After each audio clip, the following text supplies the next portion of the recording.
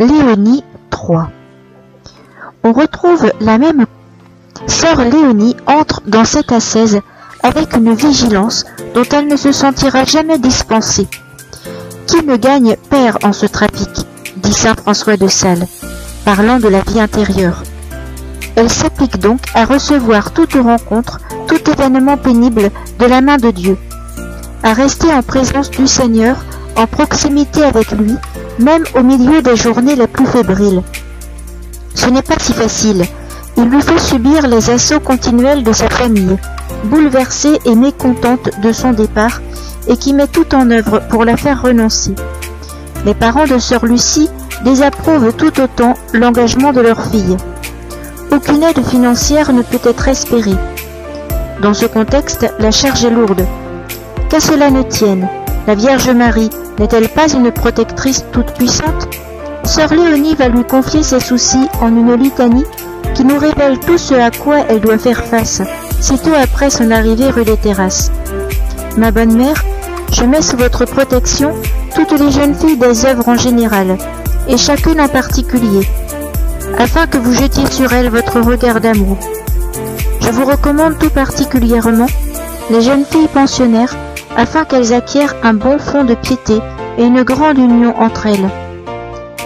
Les jeunes filles qui viennent travailler en semaine, afin qu'elles aient l'amour du travail. Les jeunes filles de l'œuvre du dimanche, afin qu'elles prennent un esprit d'attachement à l'œuvre, qu'elles y soient fidèles. Toutes les autres jeunes filles des œuvres. Les jeunes filles qui vont travailler dans les ateliers et fabriques, pour que le mauvais contact ne leur fasse pas perdre la foi et les bons sentiments.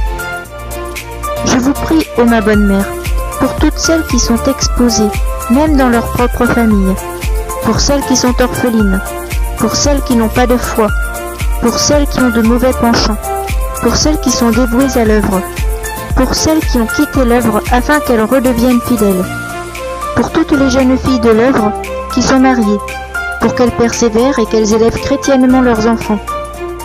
Je vous prie, ô ma bonne mère, pour tous les commerçants qui nous donnent de l'ouvrage, pour les ouvriers employés à la maison, pour les bienfaiteurs de l'œuvre, pour les calomniateurs de l'œuvre, pour les prêtres de saint François de Sales, pour tous les prêtres qui s'occupent de l'œuvre et s'y intéressent.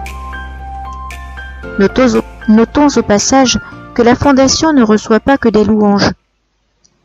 C'est le lot inévitable de tout commencement. L'abbé Brisson est satisfait de ses deux premières filles. Léonie surtout le ravit par sa vaillance et sa docilité pour se laisser façonner par la grâce. Pourtant, il lui semble que la formation serait facilitée par la présence sur place d'une maîtresse des novices. Il en trouve une en la personne d'une ancienne élève de la Visitation de Troyes, mademoiselle Cassé, novice au monastère de Nice, mais que sa santé oblige à renoncer au cloître. Elle arrive aux Terrasses le 16 novembre 1867 et, dès le 21, fête de la présentation de Notre-Dame, elle revêt les deux postulantes d'un habit du plus mauvais goût, robe noire avec ample pèlerine et bonnet de même couleur, fort disgracieux, sur lequel on attache une sorte de voile de veuve. Les deux jeunes sœurs sont très heureuses, car il leur semble avoir coupé désormais avec les vanités du monde. Cela ne fait aucun doute. Mais l'abbé Brisson ne partage pas cet enthousiasme. Que va-t-on penser en ville de cet accoutrement? Les passants esquissent un sourire narquois. Dans les fabriques de Troyes, où elles se rendent pour percevoir la paye hebdomadaire des ouvrières, on ne les reconnaît pas. Elles doivent décliner nom, prénom, titres et qualités. Léonie ne se laisse toutefois pas déconcerter et porte bravement son costume, jusqu'à ce que le fondateur donne à ses filles un petit uniforme, humble et modeste, mais qui passe plus inaperçu. Cette épreuve n'en est pourtant qu'une parmi bien d'autres, procurée par cette maîtresse des novices, plus allée que compétente.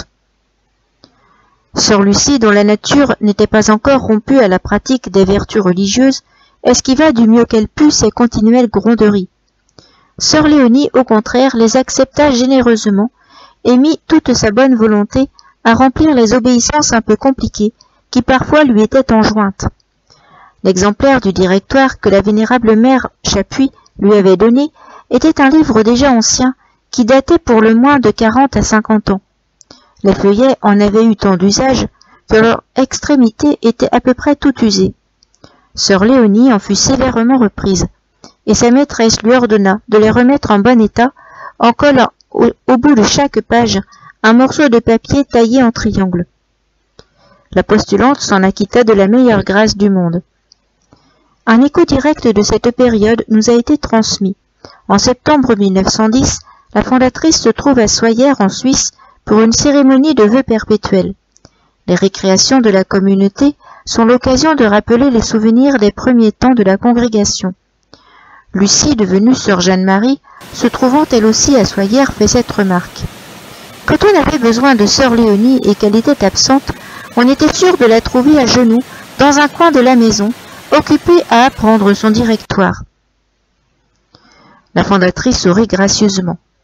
Une sœur ajoute. Ma mère, comme vous avez dû souffrir. Je n'ai pas souffert, mais j'ai été bien humiliée. Interrogée une autre fois sur le même sujet, elle répond en toute simplicité. Je trouvais tout naturel d'être reprise. Elle était toujours juste, mais elle n'était pas toujours agréable. Ce fait permet de mesurer la force d'âme que déjà possède la jeune sœur Léonie. Pourtant, l'abbé Brisson ne veut pas prolonger l'expérience. La demoiselle le comprend et se retire. Tout le monde respire plus à l'aise. Le fondateur va désormais prendre lui-même en main la formation spirituelle de ses filles. Chaque dimanche à 11h, elles se rendent à la visitation et, dans la sacristie, il leur fait une instruction toute paternelle dont, au retour, elles notent soigneusement les passages qui les ont frappées. Le cadre n'a peut-être pas le charme du jardin des entretiens à Annecy, pourtant, le climat de simplicité, de confiance, de ferveur est le même. L'abbé Brisson, initié à la doctrine salésienne et à la vie religieuse dans ses longs échanges avec la mère Chapuis, est apte à y façonner ses filles. Ses enseignements sont concrets, mais il met la barre très haut, rien moins que la sainteté. Mes enfants, notre Seigneur vous a choisi par un effet de sa prédilection, de sa tendresse, mais il veut que vous soyez saintes. Pour cela, vous devez vous quitter entièrement, mourir à tout ce qui est de vous-même, à toutes ces misères, à tous ces riens qui vous empêchent d'aller au Sauveur. C'est si bon d'aller à lui quand on est tout à fait dégagé de soi. Ce n'est pas facile, il est vrai, mais on entre dans une voie où l'on trouve le véritable bonheur, parce qu'on possède Dieu d'une manière tout intime. Est-ce à dire qu'on ne pêche plus? Non, mais on se relève de ses chutes avec une grande force de volonté. Est-ce à dire encore qu'on n'a pas de difficultés? Non, certes, on en a. On a même des moments de découragement. Mais on réagit et on se remet à la besogne. Voyez un roseau qui dresse sa tige bien droite. Au moindre coup de vent, il se courbe, mais aussitôt il se redresse et se retrouve aussi droit qu'auparavant. Gardons présent à notre esprit que c'est en faveur des jeunes adolescents que notre Seigneur s'est plu à opérer des miracles. Que ni le sacrifice ni la peine ne nous effraient. Accueillons les envoyés de Dieu avec affection. Oui, c'est Dieu lui-même qui nous les envoie. N'ayons aucune vue humaine dans nos actions. Que Dieu seul y règne et en soit l'objet. En déversant dans l'âme de sa fille le trop-plein de sa vie intérieure, nul ne donne que de sa richesse, l'abbé Brisson s'attache à commenter chaque semaine ce directoire spirituel pour les actions journalières, quintessence de l'esprit salésien. Il le fera 27 fois en entier.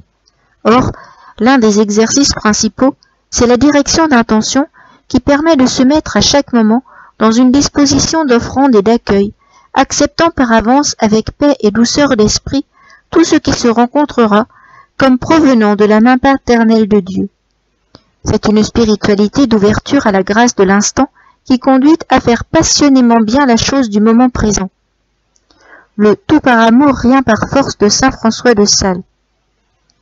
Sainte Léonie, sœur Léonie, n'oubliera jamais l'explication qu'en a faite la mère Marie de Sales elle-même. La fondatrice dira à ses filles le 16 février 1913 « J'ai toujours présente à la mémoire les paroles que la bonne mère nous adressa un jour à ce sujet.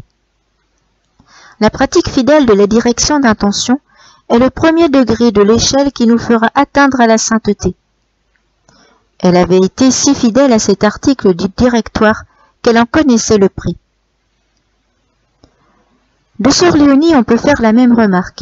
Va-t-elle pour autant passer la journée à répéter indéfiniment la même formule? Non. L'abbé Brisson lui explique qu'un élan du cœur, une oraison jaculatoire suffisent pour entretenir la flamme de l'amour. Sœur Léonie peut donc, au milieu des occupations les plus variées, garder la présence de Dieu. Elle s'y entraîne avec ardeur. Cela conduit parfois à de petits incidents cocasses qu'elle-même a comptés. Un jour, elle apportait au voiturier d'une usine, douzaine après douzaine, les paquets de tricot qu'on avait fini de raccoutrer. Dans les allées et venues de ce transport fastidieux, elle fait intérieurement ses oraisons jaculatoires. Soudain, sa prière lui échappe et elle s'écrie en tendant un ballot au pauvre homme qui n'y comprend rien. « Mon Dieu, c'est pour vous !»« Pour moi, ça? Pourquoi donc ?»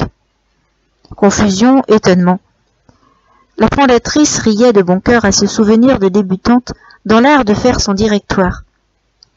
Une telle ferveur ne peut qu'attirer d'autres apôtres.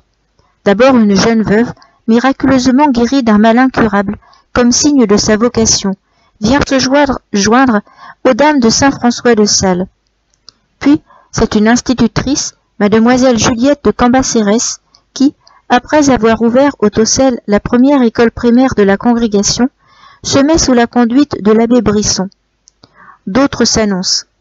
Il est temps de choisir définitivement pour l'Institut un nom et un costume religieux.